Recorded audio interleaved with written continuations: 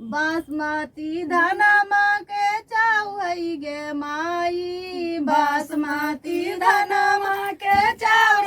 गे माई, भाभी के चुमावे हम ना देवई गे माई, भाभी के चुमावे हम ना देवई गे माई, भाभी हाथिन भैया से छुआल गे माई, भाभी हाथिन भैया से छुआ,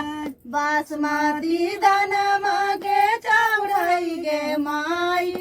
बासमती धनमा के चाउर गे माई, मामी के चुमावे हम ना देवई गे माई, मवा के चुमावे हम ना देवई गे माई, मामी हाथिन मामा से छुआइल गे माई, भाभी हाथिन भैया से छुआइल गे माई, बासमती धनमा के चाउर गे माई, बासमती धनमा के चाउर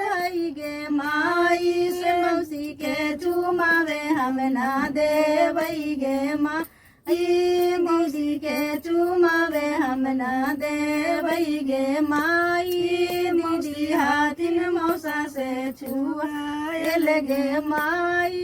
दीदी हाथिन जीजा से छुआइल गे माई।